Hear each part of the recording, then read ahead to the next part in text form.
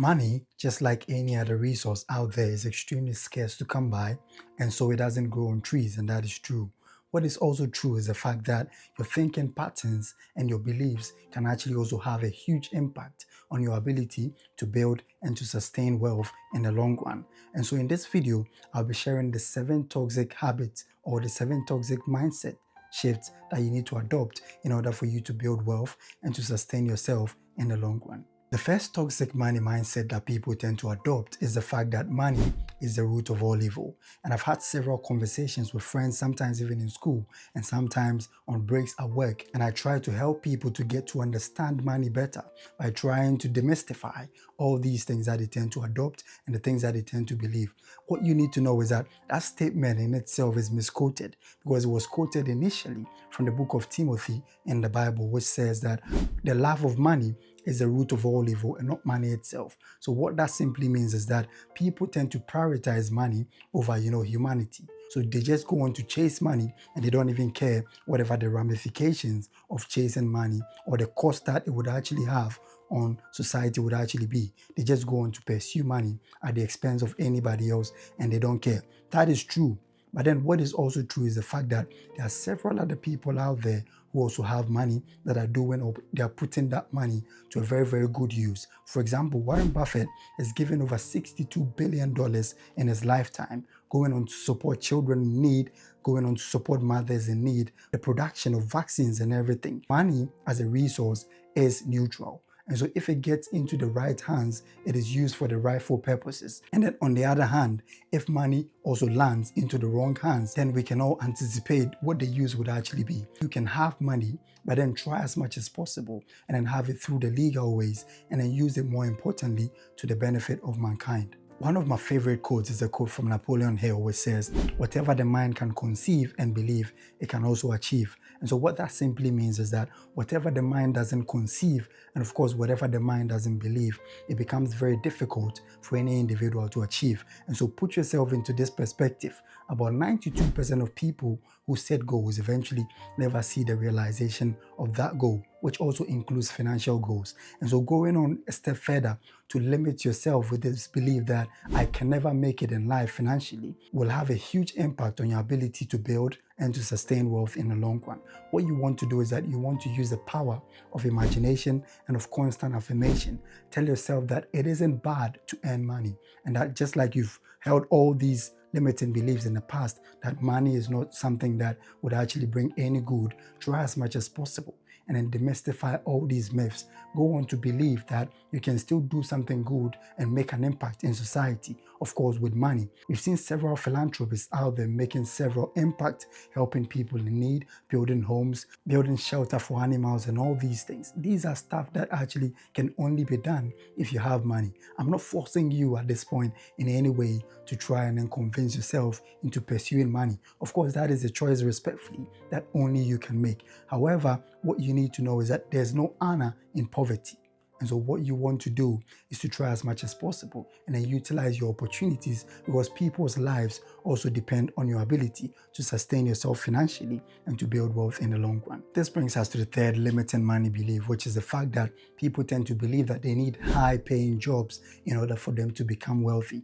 However, this is partially true, but what is also true is the fact that research has made us know recently that over 60% of all Americans earning over $100,000 feel like they're living paycheck to paycheck, which simply means that they don't have anything left to save or to invest at the end of the month. And that is simple. Anytime that you earn more, you're more likely to spend more. And that is a concept of economics, basic economics anyways. Anytime that people earn more, they try also to increase their lifestyle. And that is what is popularly known as lifestyle inflation. So yes, the income is coming, but so is the desire and the thirst for luxury items. Live below your means and then budget, which would also help you to instill discipline and then steer you towards the subsequent attainment of your financial goals. It is not enough to just earn more, because earning more would mean that holding all other factors constant, you also increase your chances of getting that luxury car or getting that 5-bedroom house and all those kind of stuff. That is not in any way a bad desire, but what you want to know is that you need to try as much as possible and then get into control of your finances by saving more, budgeting, and then investing, which will subsequently make you rich. This brings us to the fourth limiting money belief, which is that investment is only for the rich. Contrary to this, what you need to know is that investment is a tool or a strategy that you need to adopt in order to build wealth. So it is a way to get to riches and not, what you do when you get to riches. What that simply means is that you may want to try as much as possible and then save and then invest more importantly, because the concept of inflation is something that you need to familiarize yourself with, in that anytime that you save more, you're more likely to lose more money because of inflation. Over time, if you're to put money in the bank, what happens is that the money loses its ability to buy more in the near future, or what is known as purchasing power in economics. So what you want to do instead is to learn how to invest. It isn't, something that is so daunting or something that requires any high IQ, quote unquote, for you to do.